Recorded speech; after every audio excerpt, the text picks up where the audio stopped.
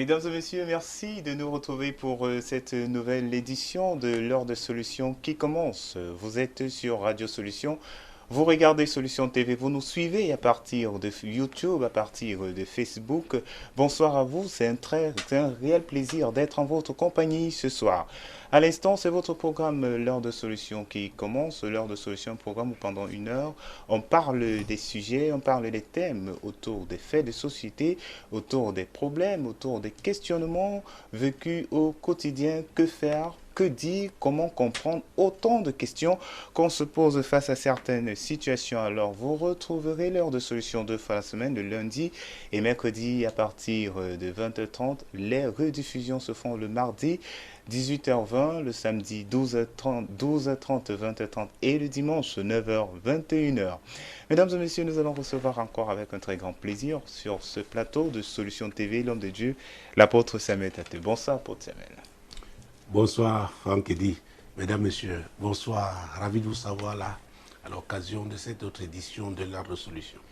Tout à fait. C'est un réel plaisir d'être en votre compagnie. Merci pour votre fidélité. Vous connaissez ce passage tiré de Jean 8, verset 32, qui nous exhorte donc à connaître la vérité, car c'est cette vérité qui nous a franchis, c'est cette vérité qui nous rend libres. Alors, au travers des différents courriers que nous avons reçus, qui nous ont été envoyés, certainement traités en parcourant la parole de Dieu, nous serons encore une fois de plus édifiés ce soir. Et vous qui nous regardez à l'instant, si vous avez également une situation délicate, si vous avez également des questions, des préoccupations, vous pouvez les faire parvenir au numéro 672 05 01 01. C'est bien un numéro WhatsApp dont vous pouvez envoyer des messages au WhatsApp ou alors vous utilisez l'autre ligne, le 696 04 98 12. Un autre moyen également disponible, l'adresse email solution@compassionglobale.org.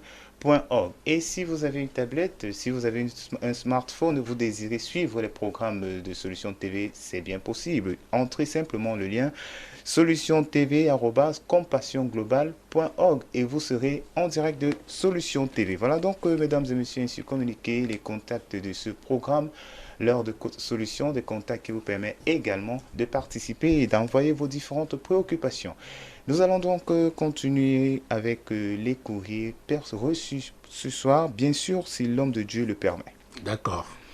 Voilà, donc on va prendre le premier courrier. Le courrier dit: Bonsoir papa. Comment vivre l'absence du père de famille? Est-ce possible de jouer les deux rôles? Comment répondre aux questions des enfants qui posent des questions sur l'absence du père? Comment gérer cette absence ou ce vide? Oui, déjà, il faut dire qu'il n'est pas facile, n'est-ce pas, de gérer le vide qu'un père de famille peut laisser, quelle que soit la raison. Ce n'est pas déjà facile d'emblée. On doit le savoir, on doit le dire. Vous savez, avant même que nous lisions la parole de Dieu, j'aurais bien voulu, si cette femme avait été là devant moi, lui poser la question de savoir où est ce père de famille. Super. C'est très important. Nous devons savoir où est-ce qu'il est. Oui. Où est-il allé? Parce que nous avons vécu des cas, même à l'église, des femmes qui s'entendent bien avec leur mari, n'est-ce pas, qui peuvent aller chercher la vie ailleurs, y compris lorsqu'il faut s'engager dans des aventures périlleuses. Et quand ça se passe bien, tout le monde est dans la joie. Mais quand ça se passe mal, parfois on ne dit pas toute la vérité. Et c'est très embarrassant. Très, très embarrassant. J'ai eu affaire une fois, je n'entrerai pas dans les détails, mais quelqu'un une femme engagée dans le ministère, m'a même dit qu'elle était révérende. À l'époque, je lui avais posé la question, ce que cela voulait dire. Alors, elle voulait absolument que je prie parce qu'elle n'arrivait pas à tenir un rendez-vous, n'est-ce pas, dans une ambassade, c'était difficile. Et j'étais très occupé. J'avais donc demandé à une sœur ici qui sait bien s'en sortir avec le net. Voilà. Je lui ai dit vraiment, essaie de l'aider. Peut-être elle n'arrive pas à bien manipuler. Bon, et parfois les rendez-vous sont en fonction des opportunités. Donc je lui ai dit, essaye de voir ça. Alors, mais avant cela, je lui ai demandé de me faire voir, parce qu'elle avait en même temps son passeport en main. Parce qu'elle avait une lettre d'invitation d'un pays étranger. Alors, quand je regardais son passeport, j'ai vu, n'est-ce pas, à la fin, il y avait un cachet. Et j'ai compris qu'elle avait su un refus de visa. J'ai regardé de quel pays s'agissait-il. C'était un autre pays. Alors, je lui ai demandé, après, je vois, elle avait comme une alliance, un anneau. Parce que, bon, vous savez, quand on passe par les moments difficiles, hein, même ce qui brillait, encore que tout ce qui brille n'est pas or, n'est-ce pas, ça peut prendre un coup. Alors je lui ai dit, mais tiens, tu ne m'as même pas dit, je te vois avec un anneau. Il dit, oui, daddy, je me suis marié entre-temps, bon, comme j'étais sur le champ missionnaire, bon, vraiment, vous savez, nous sommes habitués à toutes ces déclarations. Alors, le pays qui lui avait refusé le visa était de l'autre côté de la Méditerranée. Et j'ai posé la question de savoir où était donc son mari. Il était quelque part, n'est-ce pas, du côté du Maghreb. Je n'entre pas dans les détails. Et j'ai très bien compris que là où on lui avait refusé le visa, c'était le pays qui était juste en face. C'est-à-dire qu'il devait se débrouiller par le Maghreb et traverser. Donc, là, c'était leur arrangement. Si tout avait bien marché, je ne l'aurais même pas vu. Je ne l'aurais pas vu. Elle n'était pas chrétienne, cette église. Vous savez, vous avez cité Jean chapitre 8, verset 32. Vous connaîtrez la vérité et la vérité vous affranchira. Alors, chaque fois qu'on recherche une solution en Jésus, il faut absolument être certain qu'on a accepté la vérité. Sinon, on n'aura pas la solution. Vraiment, on peut arriver à tromper le pasteur. Et c'est tellement embêtant. Vous vous engagez dans des situations, vous priez alors que le fond est faux. Parfois, les gens même qui connaissent ces personnes ont pitié de vous. À moins que Dieu vraiment voit que vous insistez tellement, il vous révèle. Mais, vous savez, en tant qu'être humain, par enthousiasme, il y a un genre de sentiment que nous développons vis-à-vis des gens. Nous mettons à les soutenir aveuglément, sans chercher, sans discerner, sans chercher la vraie cause. C'est pourquoi je fais très attention. Et j'ai dit aujourd'hui aux jeunes pasteurs, faites très attention. Sinon, les gens vont vous épuiser avec des faux dossiers. Parce qu'il faut le discernement pour finalement s'occuper de ceux-là au moins qui sont sincères et qui sont véritablement engagés. Parce qu'on sait qu'ils pourront persévérer. Et quand on verra la gloire de Dieu qui se sera manifestée, ce sera, n'est-ce pas, une joie collective. Mais avec les faux éléments, c'est un problème. Alors, je ne parle pas d'elle, hein, je ne suis pas en train de parler d'elle particulièrement. Alors, le chef de famille, où est-il? Il y a eu des situations, même à l'église.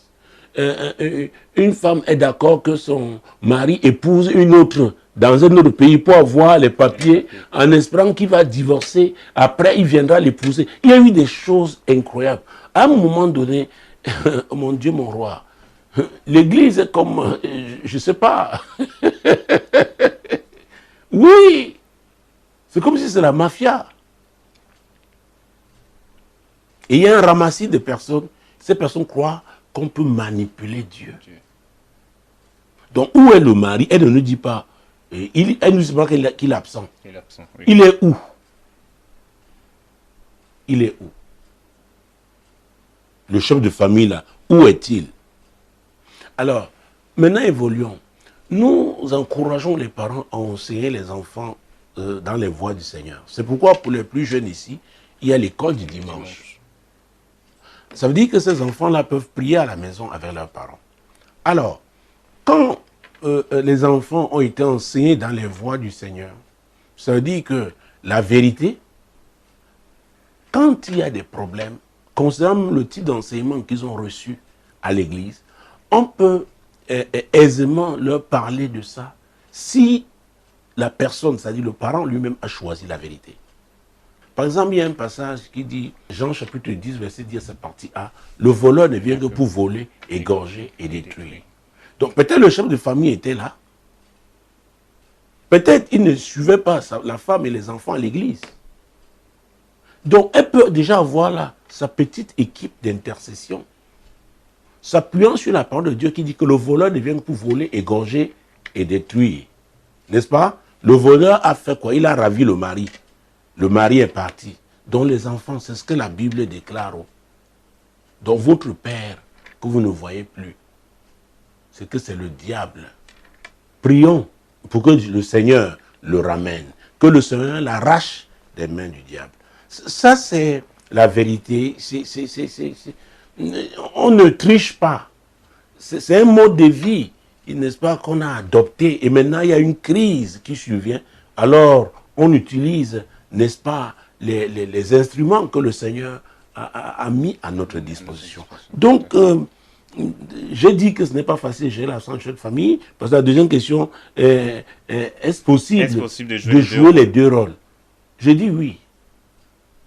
J'ai dit oui parce que Jésus, dans Matthieu 11, nous connaissons ces deux versets, les versets 28 et 29. Vous savez, j'ai plusieurs fois eu à dire ici que quand on parle de ces versets, beaucoup croient que ça ne concerne que les campagnes d'évangélisation.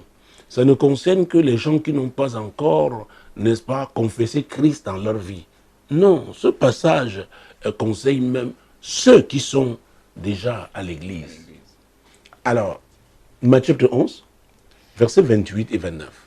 Venez à moi, vous tous qui êtes fatigués et chargés, et je vous donnerai du repos. Ah ah.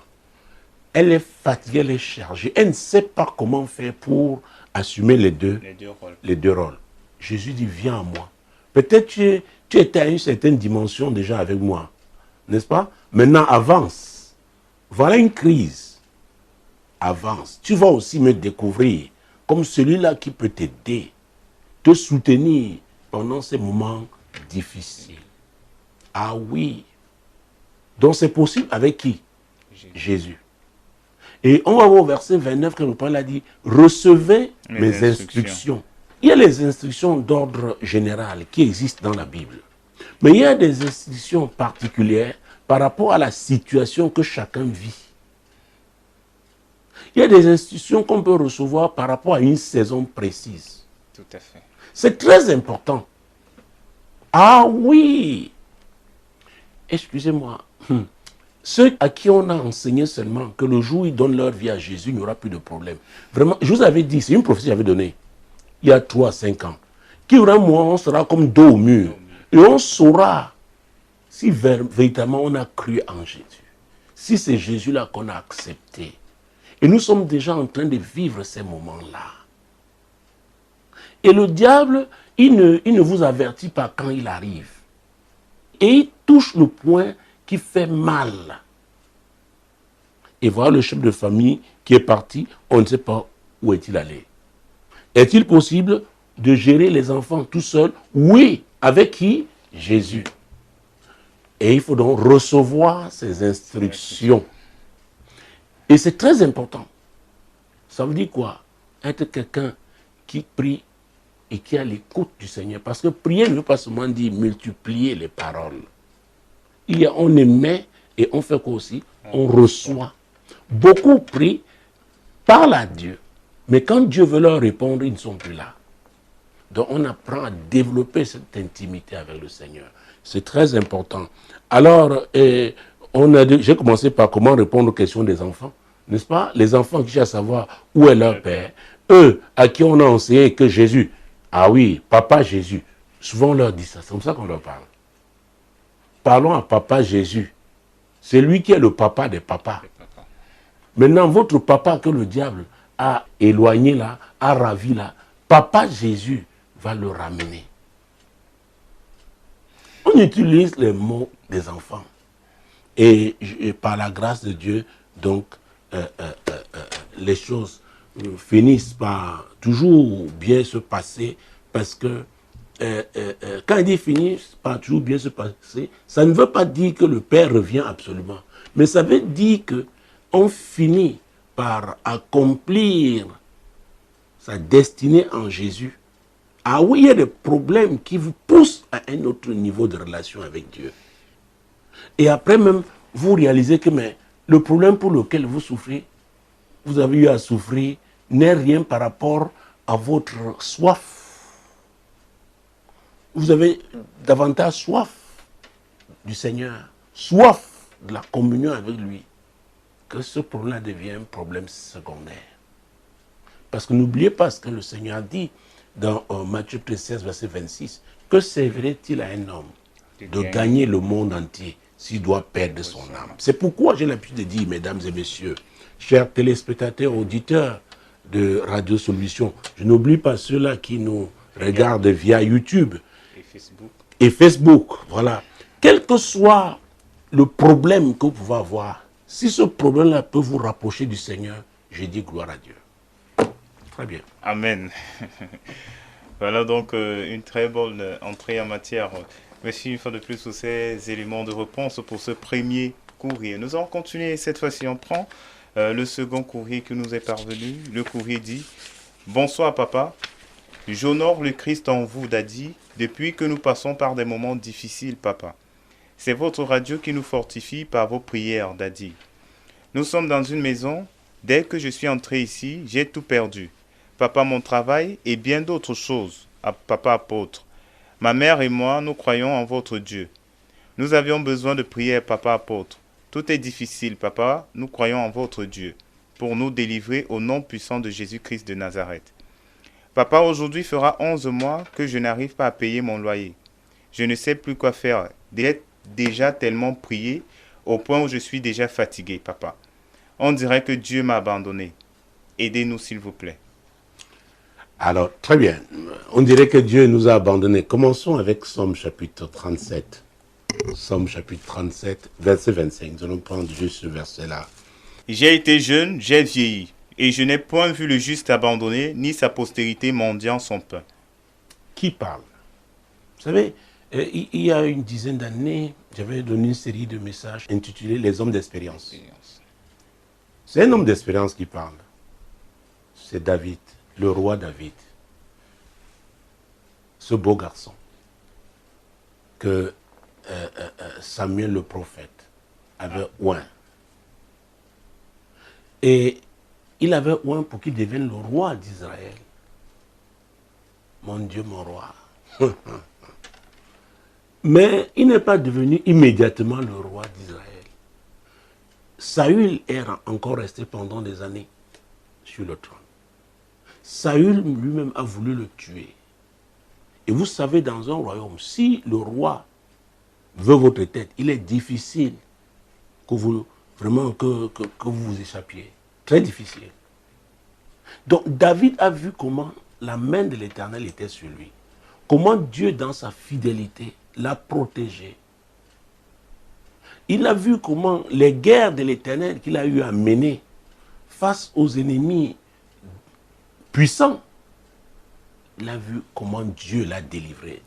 Délivré alors qu'il était encore tout jeune berger de l'ours et du lion. C'est lui qui vainquit, n'est-ce pas, Goliath. Alors, quand il peut s'adresser à nous de cette manière, au moment de sa vieillesse, nous devons croire en ce qu'il dit. Donc, c'est pourquoi, quand elle a conclu son courrier en disant « On dirait que Dieu m'a abandonné », je dois lui dire tout de suite « Dieu n'abandonne pas les siens. Ce n'est pas possible.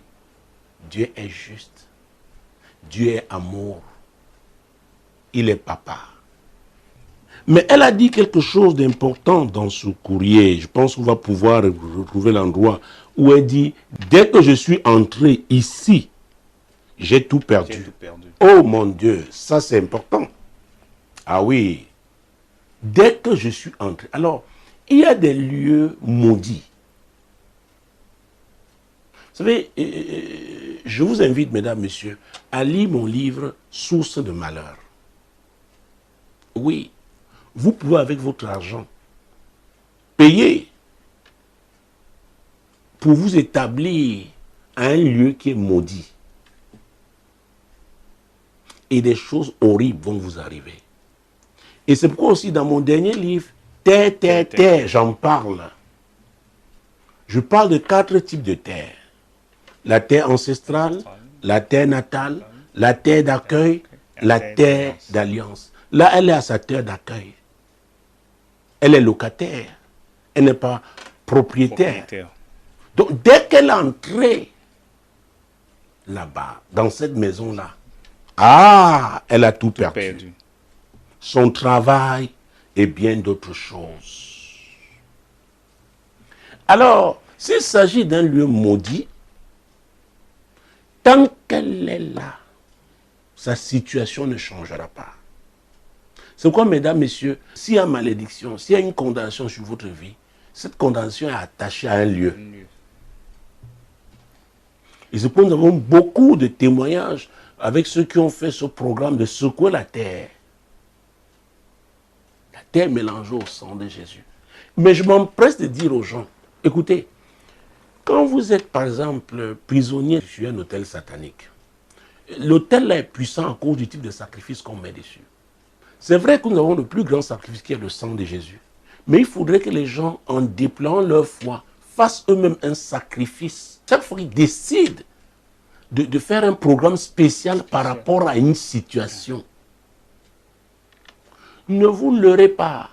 Et j'en parle dans mon livre, l'influence des hôtels. La puissance d'un hôtel dépend aussi du type de sacrifice qu'on y fait.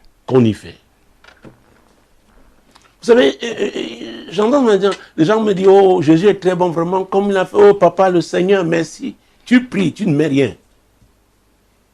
Parce que tu dois mettre quelque chose qui te coûte. Pour soutenir ce programme aussi. C'est ta foi que tu déploies.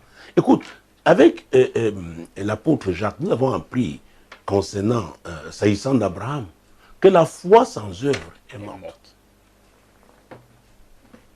Ah oui, il faut les œuvres. C'est pourquoi il faut soutenir. Beaucoup me disent, oui, j'ai pris tel programme, j'ai pris... Et après, non, papa, après, j'ai rendu grâce.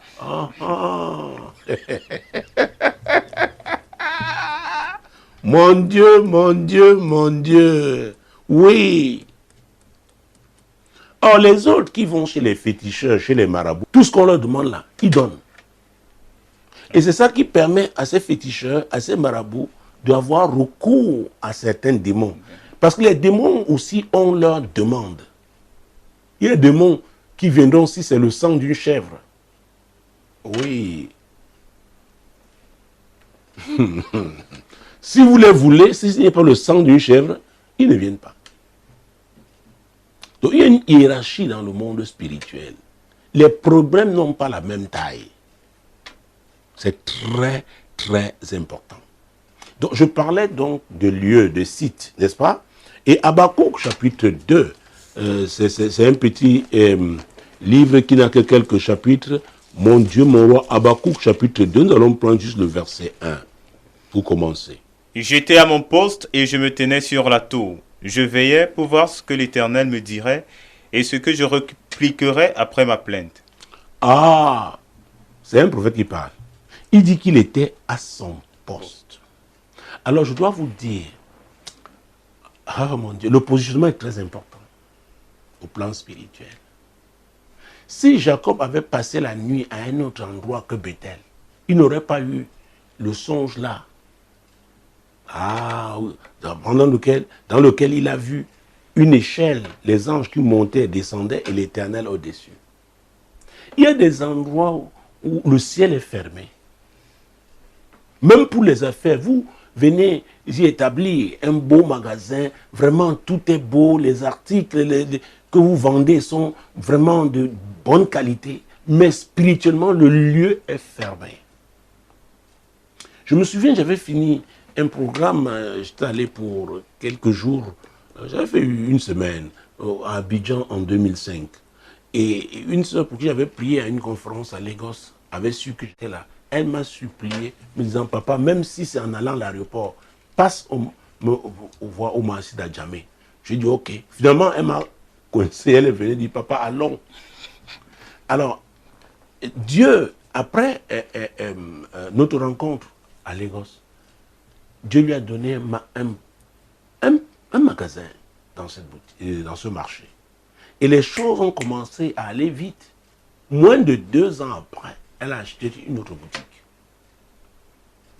Donc, mon Dieu. Et quand elle a acheté la deuxième boutique, c'est là où il y a eu une sorte d'hostilité spirituelle. Je peux vous dire, quand je suis arrivé là-bas, et la deuxième était plus grande que la première. Vous savez, avec Dieu, nous allons de gloire en gloire. Mais le magasin était ouvert, mais spirituellement, il était fermé avec un gros cadenas. C'est avec les yeux de l'esprit qu'on peut voir ça. Quand Dieu veut que vous voyez, tu lui dis, mais ton magasin est fermé. Il dit, papa, j'ai des articles vraiment originaux, mais on va à côté acheter les imitations plus chères. J'ai dit, quelque chose s'est passé. Quelqu'un peut lui donner un féticheur à la poudre. Il vient, il souffle devant votre magasin. Personne n'entre. Quelqu'un entre, ça sent mauvais. Ce sont les démons qui ont été déployés. C'est pourquoi, quand on parle de secouer la terre, mon Dieu, mon roi, l'autel satanique là, qui t'afflige sur cette terre, quel que soit le lieu où tu te trouves, tu peux l'atteindre. Tu peux l'atteindre. Pourquoi? Jésus a réconcilié toute la création au Père avec quoi? Avec son sang. Et maintenant, le Saint-Esprit, quand nous usons l'huile, Jésus qui est Nazareth, et rien ne peut l'arrêter. C'est pourquoi il faut écouter les instructions du Seigneur et les mettre en pratique. Je lui ai dit, ok, ce n'est pas un problème. On a prié. Oh, le mois d'après, les choses avaient changé. Les choses avaient changé. Donc, le lieu où on est très important. Et n'oubliez pas que le Seigneur nous a dit de veiller. Alors, même si c'est lui qui vous a amené quelque part, prenons Nombre chapitre 10. Parce que dans le cas de celle qui a écrit, j'ai parlé des lieux maudits, n'est-ce pas? Tout à fait. Maintenant, je vais parler du cas où Dieu peut bien vous envoyer quelque part, exactement comme cette sœur qui était au marché d'Adjamé, mais quelque chose s'est passé après. Alors, Nombre chapitre 10, verset 9. Lorsque dans votre pays vous irez à la guerre contre l'ennemi qui vous combattra, vous sonnerez des trompettes avec éclat, et vous serez présents au souvenir de l'Éternel votre Dieu, et vous serez délivrés de vos ennemis. Alors, ce n'était pas l'objet de ce courrier, mais vous savez, quand nous répondons, nous essayons d'édifier, n'est-ce pas, notre auditoire, nos téléspectateurs. C'est très important. Ici, Dieu dit bien, lorsque dans votre pays, le pays qu'il a promis au peuple d'Israël, lorsqu'ils y seront établis, ils disent qu'ils iront à la guerre contre l'ennemi qui viendra les attaquer. Donc même si c'est Dieu qui vous a amené quelque part, l'ennemi viendra. Ah oui. Et maintenant, quand c'est vous, alors vous venez trouver l'ennemi dans un camp qui tient, miné, et vous voulez maintenant prospérer. Non, vous n'avez pas demandé à Dieu, Seigneur, où est-ce que je dois aller? Où est-ce que tu m'attends? Je connais l'histoire c'est une église comme aux États-Unis, et c'était un homme de Dieu du Cameroun qui s'est retrouvé de ce côté-là. Il a animé un séminaire là-bas, et cette église ne grandissait pas. Et le pasteur s'est dit, peut-être c'est l'Esprit de Dieu qui l'a convaincu, que certainement l'homme de Dieu devait avoir la révélation par rapport à ce qu'il vivait dans l'église. À la fin de son séminaire, il devait aller dans un autre état. Il lui a dit, homme de Dieu, je vais t'accompagner. Donc dans le train, il lui a dit vraiment, t'accompagner là pour moi était un prétexte. Je croyais encore que même jusqu'à la dernière minute, tu pouvais me dire si Dieu t'a parlé de l'église, parce que ça fait des années, nous travaillons. Mais il n'y a pas de fruit. L'homme de Dieu l'a regardé, lui dit, écoute, est-ce que tu as des informations concernant le site? Il dit, parce que moi, j'ai vu un cimetière. C'est là où le monsieur s'arrête pendant un certain temps. Et il se souvient qu'à l'époque, tout le site-là avait abrité un cimetière à l'époque. Donc l'esprit là était encore là. Un travail n'avait pas été fait sur le terrain. C'est pourquoi je vous parle de cartographie spirituelle. Je vous parle des actions prophétiques. Ah oui.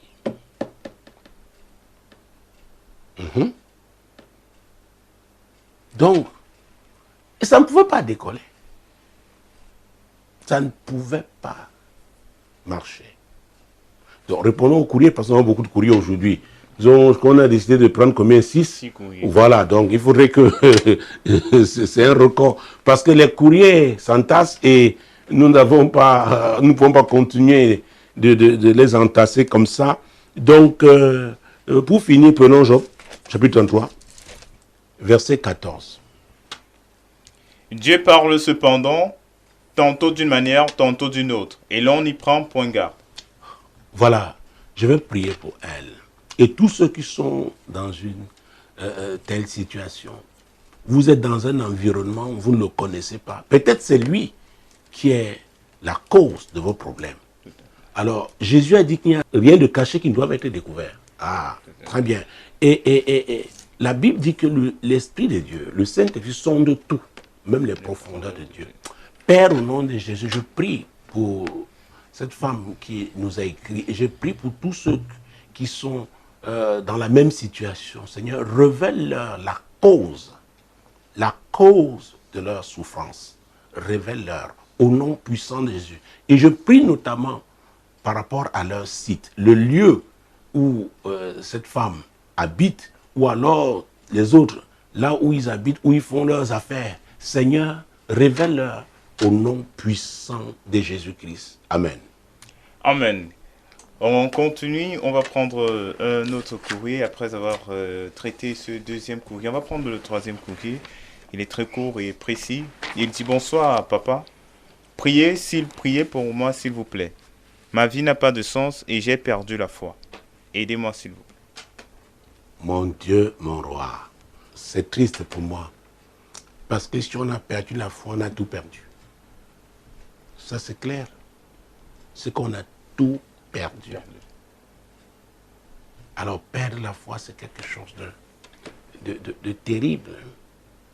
Et d'ailleurs, qu'est-ce que c'est que la foi? Prenons Hébreux chapitre 11. Avant de voir la définition de la foi, prenons Hébreux chapitre 11. Prenons le verset 1, c'est là où la Bible définit la foi. Hébreux chapitre 11, verset 1. Or, la foi est une ferme assurance des choses qu'on espère, une démonstration de celles qu'on ne voit pas. Ah, vous savez, quand on parle de foi, il y a un mot que j'aime utiliser, le mot confiance. Il y a deux sentiments, le sentiment d'assurance et de sécurité. Donc il est en train de dire ici qu'il n'a plus confiance en Dieu. Parce que quand on a perdu la foi, ça paraît très simple. Il veut dire ici qu'il n'a plus confiance en Dieu. Mais c'est terrible. Qu'est-ce qui est arrivé? Verset 2. Pour l'avoir possédé, les anciens ont obtenu un témoignage favorable. C'est à cause de leur foi. Tous ces héros de la Bible le sont à cause de quoi? Leur foi. Et le verset 6. Or, sans la foi, il est impossible de lui être agréable. Car il faut que celui qui s'approche de Dieu croit que Dieu existe et qu'il est le rémunérateur de ceux qui le cherchent. Donc, quand on perd la foi, on n'est plus agréable à Dieu. Et mesdames, messieurs, si sur cette terre, vous n'êtes plus agréable à Dieu, ça veut dire que vous êtes déjà dans les mains du diable. Et Jésus a dit que le voleur ne vient que pour voler, égorger et détruire. Le voleur, c'est qui? C'est le diable. Le séducteur, c'est qui? C'est le diable. L'oppresseur, c'est qui? C'est le diable. Donc, il sait que si il nous pousse à une situation, il nous influence de manière à ce que nous ne serons plus agréables à Dieu, c'est fini. Et c'est pourquoi ce qu'il cible dans la vie de tout croyant, c'est sa foi. C'est sa foi. Si l'on ne comprend pas ça, tout ce que le diable fait pour nous faire souffrir, pour nous frustrer, il cible quoi? La foi. 1 Jean chapitre 5. Mon Dieu, mon roi. Nous allons prendre un seul verset. 1 Jean chapitre 5. Mon Dieu, mon Dieu, mon Dieu. Verset 4. Parce que tout ce qui est né de Dieu triomphe du monde. Et la victoire qui triomphe du monde, c'est notre foi. Donc, sans la foi, on ne peut pas triompher du monde. Ce n'est pas possible. Donc, perdre la foi, ça veut dire quoi? Le monde a triomphé de nous. C'est qui le monde? C'est le diable. Donc, à vrai dire, on doit tout faire. Je disais aux intercesseurs et aux ouvriers de cette assemblée il n'y a pas longtemps que même si vous ne savez pas qui attaquer, priez contre tout ce qui s'attaque à votre foi. Alors vous êtes sûr que vous n'allez pas louper. Vous n'allez pas louper le diable parce que c'est votre foi qu'il cible. Et quand vous priez en intelligence, entrez en langue. Parce qu'en langue, c'est le Saint-Esprit qui intercède. Et il intercède selon la volonté de Dieu. Lui qui sonde tout, il va toucher ce point-là. Il va le toucher, là où le diable s'est accroché. Il va le trouver là-bas. Et la Bible déclare que quand l'ennemi viendra comme un fleuve, l'Esprit éternel le mettra en fuite. Donc le Saint-Esprit mettra la pression, le diable va s'en aller. C'est pour vous voyez, après certaines sessions de prière, vous retrouvez. C'est comme si on vous a délié. Il vous avait déjà atteint.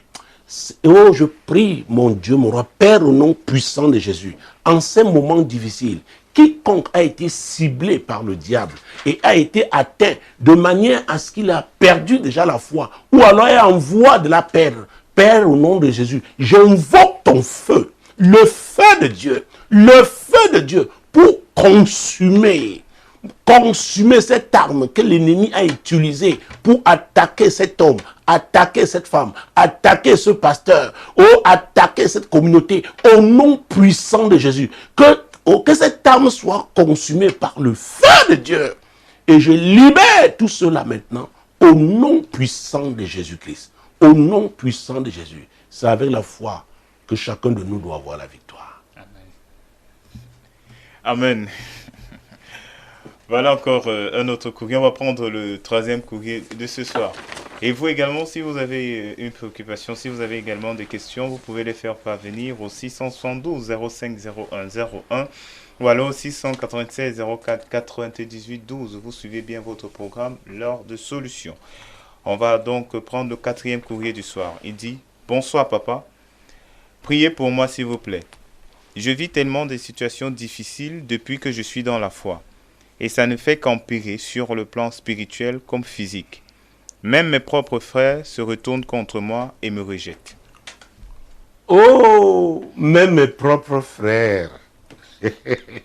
J'aime sa façon de s'exprimer. Donc, il pouvait compter au moins sur ses propres frères. Même eux. Jésus qui a...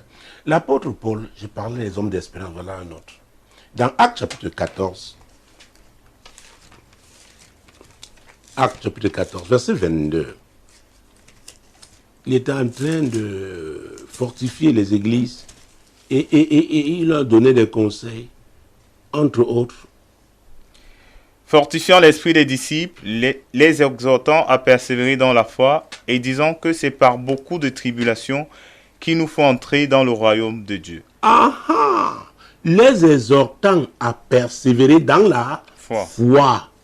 Et disant que c'est par beaucoup de tribulations. Vous voyez, c'est au pluriel. Par beaucoup de tribulations que nous devons entrer dans le royaume de Dieu.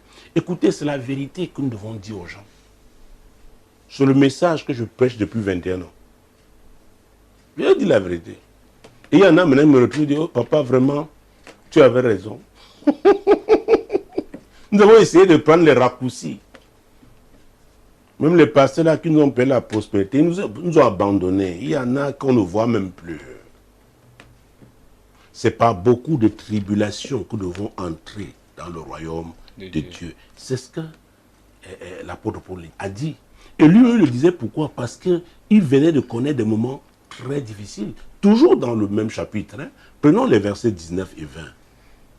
Alors survinrent d'Antioche et d'Icône des Juifs qui gagnèrent la foule, et qui, après avoir lapidé Paul, le traînèrent hors de la ville, pensant qu'il était mort. Voilà quelqu'un alors. Nous avons lu le verset 22. Mais au verset 19, qu'est-ce qui s'est passé à Lystre? On l'a lapidé, le traînant hors de la ville, croyant qu'il était mort. Heureusement que les frères, verset 20. Mais les disciples l'ayant entouré, il se leva et entra dans la ville. Le lendemain, il partit pour Dèbe avec Barnabas. Vous voyez, Et les disciples, quand on dit les disciples l'ayant entouré, ils ont prié pour lui. Ce que la Bible nous demande de prier les uns pour les autres. Amen. Chacun peut connaître des moments difficiles, humainement impossibles à tenir. Mais la prière des frères, la prière, oh mon Dieu de l'Église, Amen. mon Dieu, mon roi, vous vous relevez. Ils ont cru que Paul était mort. Mais la prière a fait son affaire. C'est pourquoi il faut prier. Il faut prier. Nous avons écouté beaucoup de messages. Oui, beaucoup de prédications, beaucoup d'enseignements mielleux. Mais en cette saison, nous devons, j'allais même dire, être agressifs au plan positif, dans la prière. Ah oui, rien ne permettez à rien de tuer votre vie de prière. Ce que votre foi sera touchée et ce que l'ennemi, n'est-ce pas, prendra le dessus. Donc c'est très, très important. Et j'aime citer le 3e verset de Amos 3.3. Amos 3.3 qui dit, 2 personnes marchent-elles ensemble sans s'être concertées, sans s'être accordées? La réponse est non. Alors, je suis en train de continuer à répondre aux préoccupations de cet auditeur qui dit que même ses frères, ses propres frères, qu'ils sachent très bien, mesdames, messieurs, vous aussi, sachez-le, c'est une affaire de vision. C'est une affaire de camp. Il y a 2 camps dans ce monde. Le camp de Dieu et le camp du diable. Le camp de Dieu a ses valeurs. Le camp du diable aussi a les siennes. Le camp de Dieu a sa vision, a son calendrier. Le camp du diable aussi a son agenda. Et chacun sait son camp. Et si vous n'êtes pas encore arrivé à un moment où, même dans votre famille, les gens qui servent le diable ne se démarquent pas, ne s'éloignent pas de vous, ne disent pas des choses horribles sur vous, parce que vous n'avez pas encore atteint le point culminant. Non, ce n'est pas possible. Oui, la lumière et les ténèbres ne peuvent pas marcher ensemble. Je ne dis pas qu'on n'est plus membre d'une même famille. Il y a des choses pour lesquelles on va s'entendre, des choses d'ordre général. Mais quand il s'agira maintenant de notre foi, n'oubliez pas que c'est la foi que chacun doit protéger. Chaque disciple doit protéger sa foi. Maintenant, quelqu'un qui veut attaquer votre foi, qui qu'il soit, oh mon Dieu, mon roi, il s'attaque à ce qui est essentiel à votre vie, votre relation avec Christ. Maintenant, qu'est-ce qui est prioritaire? Jésus a dit, cherchez premièrement le royaume et la justice de Dieu. Et toutes ces choses vous seront données par Dieu. Tout. Il a dit, si je ne peux pas abandonner père, mère, frère, soeur, époux, épouse, etc., les biens, pour le royaume. C'est-à-dire que si à un moment donné, il faut décider entre le royaume de Dieu et les frères et les sœurs, le royaume de Jésus et les biens, Jésus dit, il faut le choisir. Qu'il ait toujours la première place dans la vie de chacun d'entre nous. C'est ça la vérité. Donc, ça ne date pas d'aujourd'hui. Ne savez-vous pas que même Jésus, à un moment donné, sa famille a dit qu'il était devenu fou, qu'il y avait un esprit qui l'agitait. Acte chapitre 26. Mon Dieu, mon roi. Oh, je croyais pouvoir réussir ce record aujourd'hui. Mon Dieu, nous avons encore découvert 3 même, parce qu'on avait 7. Jésus-Christ, Acte chapitre 26, versets 4 à 11. Ma vie, dès les premiers temps de ma jeunesse, est connue de tous les Juifs, puisqu'elle s'est passée à Jérusalem au milieu de ma nation. Ils savent depuis longtemps, s'ils veulent le déclarer, que j'ai vécu pharisien selon la secte la plus rigide de notre religion. Et maintenant, je suis mis en jugement parce que j'espère l'accomplissement de la promesse que Dieu a faite à nos pères et à laquelle aspirent nos 12 tribus qui servent Dieu continuellement nuit et jour. C'est pour cette espérance, ô roi, que je suis accusé par des Juifs. Quoi? Vous semble-t-il incroyable que Dieu ressuscite les morts? Pour moi, j'avais cru devoir agir vigoureusement contre le nom de Jésus de Nazareth. C'est ce que j'ai fait à Jérusalem. J'ai jeté en prison plusieurs des saints, ayant reçu ce pouvoir des principaux sacrificateurs, et quand on les mettait à mort, je joignais mon suffrage à celui des autres. Je les ai souvent châtiés dans toutes les synagogues, et je les forçais à blasphémer. Dans mes excès de fureur contre eux, Je les persécutais même jusque dans les villes étrangères. Ah, Paul est revenu à Jérusalem, il a eu des problèmes. Ah, dans sa patrie, il a eu des problèmes. Maintenant, il raconte sa vie dans le passé. Le zèle qu'il avait pour la religion de ses pères. Mais quand Jésus l'a saisi, les choses ont changé. Sa foi en Jésus. Et il va dire au verset 21, mon Dieu, mon roi, 21 et suivant. Voilà pourquoi les Juifs se sont saisis de moi dans le temple et ont tâché de me faire périr. Mais grâce au secours de Dieu, j'ai subsisté jusqu'à ce jour, rendant témoignage devant les petits et les grands, sans m'écarter en rien de ce que les prophètes et Moïse ont déclaré devoir arriver. Alors, c'est à cause de sa foi, donc, qu'on a voulu le faire périr. Souvenez-vous, dès que Jésus, quand vous lisez Luc chapitre 4, quand il a fait, n'est-ce pas, cette proclamation solennelle concernant son ministère à Nazareth, à un moment donné, on a voulu le précipiter. Du sommet du montagne, on voulait le précipiter. Dans sa patrie, dans sa ville. C'est ça la vérité. Mesdames, messieurs. Et les persécutions les plus atroces, ce n'est pas à l'étranger, c'est au pays. Les gens que vous prenez comme des amis, comme des frères, quand ils se retournent contre vous, oh mon Dieu, mon roi, c'est terrible. Ils veulent vous détruire. Donc, l'apôtre Pierre aussi, mon Dieu, mon roi, 1 Pierre. 1 Pierre chapitre 2. Vous voyez, j'ai pris l'apôtre Paul, je suis avec Pierre, pour dire que c'est fondamental dans le ministère. L'apôtre, le capitaine de l'équipe, n'est-ce pas, que le Seigneur a laissé, mon Dieu, mon roi, 1 Pierre chapitre 2, versets 20 et 21. En effet, quelle gloire y a-t-il à supporter de mauvais traitements pour avoir commis des fautes? Mais si vous supportez la souffrance lorsque vous faites ce qui est bien, c'est une grâce devant Dieu. Ah, que ce soit très clair. Donc, si c'est vous qui bafouez la loi et vous souffrez pour ça, vraiment, il n'y a aucune gloire à cela. Mais si vous souffrez à cause de qui? De Jésus. C'est une grâce. Verset 21. Et c'est à cela que vous avez été appelés, parce que Christ aussi a souffert pour vous, vous laissant un exemple afin que vous suivez ses traces. Vraiment, relisez ça. Relisez ça. On a refusé de vous le dire.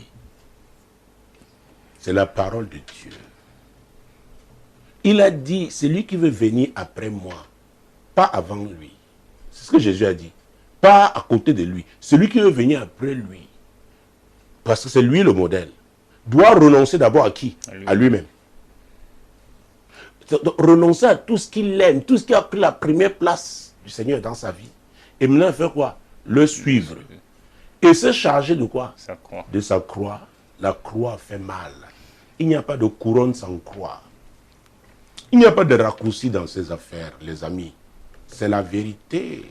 Oui, c'est la vérité. Allons au chapitre 4. Ils sont toujours dans 1 Pierre. Même si on doit sortir par là. C'est très important parce qu'en cette saison, les gens doivent avoir du solide dans la parole de Dieu. On doit leur dire la vérité.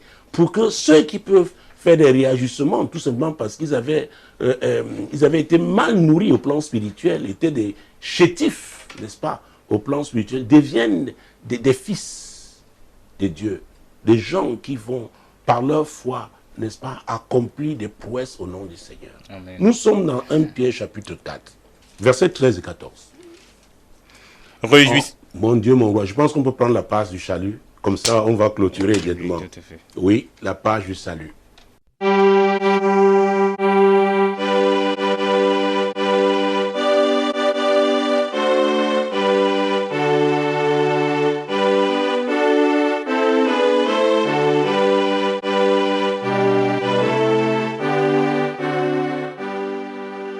Mesdames, messieurs, nous sommes en train de lire 1 Pierre donc. Oui, allons-y. Réjouissez-vous au contraire de la part que vous avez aux souffrances de Christ, afin que vous soyez aussi dans la joie et dans l'allégresse lorsque sa gloire apparaîtra. Si vous êtes outragés pour le nom de Christ, vous êtes heureux, parce que l'Esprit de gloire, l'Esprit de Dieu repose sur vous. Hey, vous êtes heureux. Vous êtes heureux. Je suis là donc, envoyé par le Seigneur, pour fortifier tous ceux-là qui passent par des moments difficiles. Nous tous, nous sommes concernés. Le Seigneur est notre force. Tenons ferme, tenons ferme, tenons ferme. Protégeons notre foi. Oui, nous avons une vision qui est celle du royaume. Ah, mon Dieu, mon Dieu. Reprenons le verset 14 là. Si vous êtes outragés pour le nom de Christ, vous êtes heureux, parce que l'Esprit de gloire, l'Esprit de Dieu repose sur vous. Jésus-Christ. Oh, mon Dieu, mon Dieu, mon Dieu. Prenons le verset 15, c'est important. Que nul de vous, en effet, ne souffre comme meurtrier, ou voleur, ou malfaiteur, ou comme s'ingérant dans les affaires d'autrui. Vous voyez, l'apôtre Pierre revient encore. Nous ne devons pas bafouer la loi. Ah oui, verset 16. Mais si quelqu'un souffre comme chrétien, qu'il n'en ait point honte, et que plutôt il glorifie Dieu à cause de ce nom. Vous voyez, chrétien. C'est en Antioche pour la première fois qu'on a appelé les disciples chrétiens. Et ici, l'apôtre Pierre utilise ça. Ce même mot. Ah oui. Donc, il ne faut pas avoir honte parce qu'on souffre en tant que chrétien pour sa foi. Non, c'est plutôt un privilège. Amen. Amen. Oh, Jésus-Christ Nazareth. On est en train de glorifier Dieu en le faisant. Est-ce qu'on aura encore une minute? Allons au chapitre 5, versets 8 et 9, et nous sortirons par là. Soyez sobres, veillez. Votre adversaire le diable rôde comme un lion rugissant, cherchant qui il dévorera. Résistez-lui avec une foi ferme, sachant que les mêmes souffrances sont imposées à vos frères dans le monde. Nous ne sommes pas les seuls à souffrir. Nous avons des frères dans la foi aussi qui souffrent ailleurs. Parfois plus que nous. C'est parce que les gens n'ont pas les informations. Il y a des endroits où on te voit avec la Bible dans ce monde. On te met en prison. Oui. Des endroits interdits de tenir une réunion de prière. Donc, nous encore, nous avons le privilège de pouvoir louer le Seigneur, l'adorer, parler de lui à la télévision. Nous disons gloire à Dieu. Nous disons gloire à Dieu. Hein? Donc, soyons fortifiés. Le Seigneur est notre force. Et finissons avec Proverbes chapitre 3, versets 5 et 6. Confie-toi en l'Éternel de tout ton cœur et ne t'appuie pas sur ta sagesse. Reconnais-le dans toutes tes voies et il aplanira tes sentiers. Mesdames, Messieurs, c'est très important. Confiez-vous en l'Éternel. Beaucoup sont confiés en leur richesse. Ils ont été déçus. En leur famille, famille biologique, j'entends, ont été déçus. Il y en a qui sont confiés en leurs amis, leur parti politique, leur cercle diabolique. Ils ont été déçus. Il faut se confier en l'Éternel. Et c'est Jésus qui a dit, je suis le chemin, la vérité et la vie. Nul ne peut aller au Père que par moi. Donc, je vous conseille de choisir Jésus. Et l'apôtre Paul a dit qu'il faut confesser de sa bouche en croyant dans son cœur. Et je suis prêt à vous aider maintenant si vous êtes disposé à le faire, à vous engager à suivre Jésus. Répétez tout seulement cette courte prière. Seigneur Jésus, je crois en toi. Tu es le Sauveur. Tu es le Seigneur. Je regrette d'avoir péché contre toi. Je te demande pardon. Je m'engage à te suivre. Aide-moi, Seigneur. Félicitations à tous ceux-là qui ont pris cette résolution. C'est un nouveau départ.